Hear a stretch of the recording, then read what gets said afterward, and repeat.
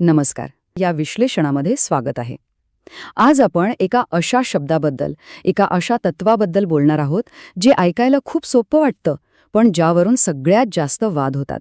आणि तो शब्द आहे समानता. चला, हाच प्रश्न घेऊन थोडं खोलवर जाऊया. बघा, आपल्या सगळ्यांनाच वाटतं की हो, समाजात समानता असायलाच पाहिजे. सार्वजनिक आयुष्यात तर कोणी उघडपणे म्हणत नाही की नाही, मला समानता नकोय. पण मग आपल्या आजूबाजूला इतकी टोकाची सामाजिक आणि आर्थिक विषमता का दिसते? हाच तो मोठा विरोधाभास आहे, ज्याच्या मुळाशी आपण आज जाणार आहोत. तर मग सुरुवात करूया पहिल्या मुद्द्यापासून. समानता हे एक असं तत्व आहे जे ऐकताना खूप आकर्षक वाटतं, नाही का?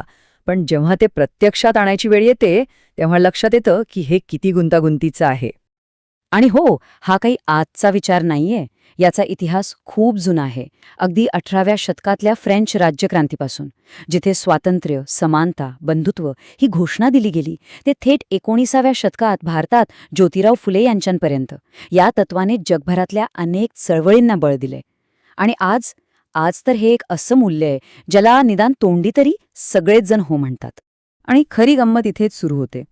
तत्व म्हणून समानता सगळ्यांनाच हवी आहे, पण समानता म्हणजे नक्की काय? म्हणजे सगळ्यांना समान संधी मिळायला हवी, की सगळ्यांचे परिणाम समान असायला हवेत? आणि समाजात जी विषमता इतकी खोलवर रुजलेली आहे, तिच्याशी लढायचं कसं?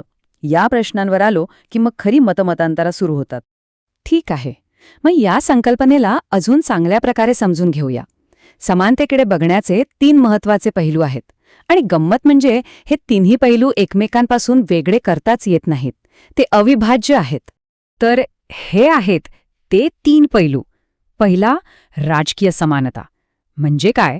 तर कायद्याच्या नजरेत सगळे समान. दुसरा, सामाजिक समानता. याचा अर्थ समाजात कुणालाही त्याच्या जन्मामुळे, जातीमुळे किंवा लिंगामुळे कमी लेखलं जाऊ नये. आणि तिसरा, आर्थिक समानता. म्हणजे देशाची संपत्ती आणि संधी यांचं वाटप न्याय्य पद्धतीने व्हायला हवं. पण यातलं सगळ्यात महत्वाचा मुद्दा काय आहे माहितीये? या तिन्ही गोष्टी पूर्णपणे एकमेकांत गुंतलेल्या आहेत. म्हणजे फक्त राजकीय समानता देऊन सामाजिक किंवा आर्थिक विषमता दूर करता येत नाही. हे कसं? चला, एका उदाहरणावरून हे समजून घेऊ. हे उदाहरण बघा, किती स्पष्ट आहे. जेव्हा समाजात जातीच्या आधारावर एखाद्या समूहाला कमी लेखलं जातं, तेव्हा तो फक्त सामाजिक अपमानाचा प्रश्न राहत नाही, तर त्या समूहाला चांगलं शिक्षण आणि चांगल्या नोकरी व्यवसायांपासून पद्धतशीरपणे दूर ठेवलं जातं. आणि याचा थेट परिणाम कशावर होतो? त्यांच्या आर्थिक स्थितीवर. म्हणजे झालं काय? सामाजिक विषमतेनेच आर्थिक विषमता जन्माला घातली आणि तीच तिला टिकवून ठेवते.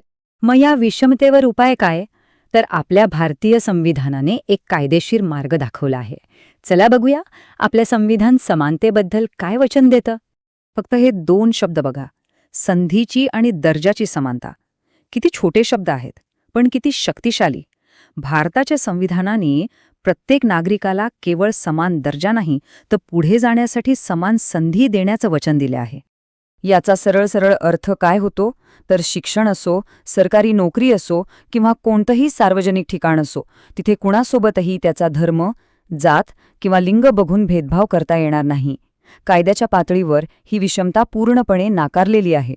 पण कायदा एकीकडे आणि वास्तव दुसरीकडे असं नेहमीच होतं.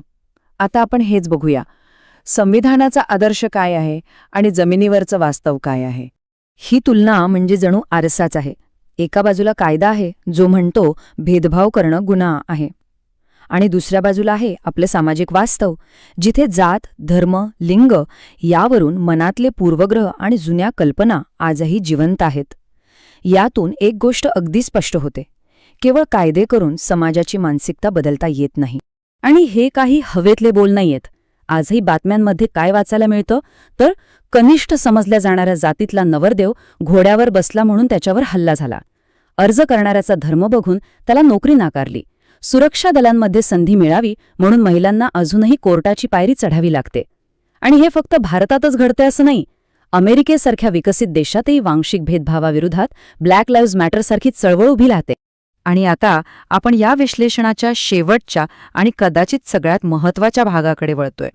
समानतेचा तो पैलू ज्याच्याकडे अनेकदा दुर्लक्ष केलं जातं, तो म्हणजे आर्थिक विषमता.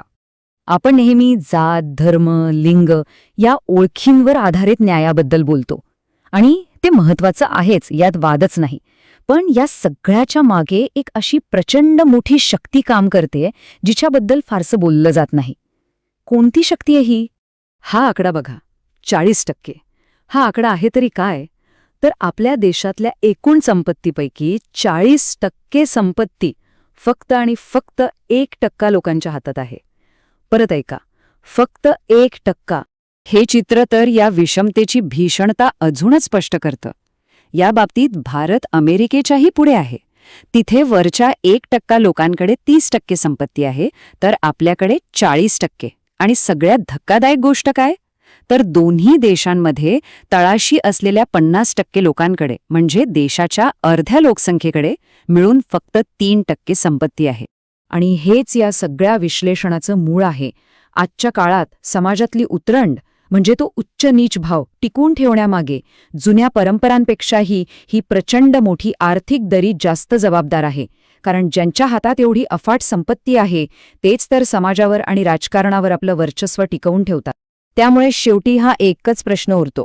देशात एवढी टोकाची आर्थिक विषमता आहे, पण आपलं राजकारण मात्र सतत ओळखीच्या, अस्मितेच्या मुद्द्यांभोवतीच फिरताना दिसतं. जर खऱ्या अर्थाने समानता आणायची असेल तर या आर्थिक न्यायाच्या मूळ प्रश्नाला कधी हात घातला जाणार, यावर विचार करणं गरजेचं आहे.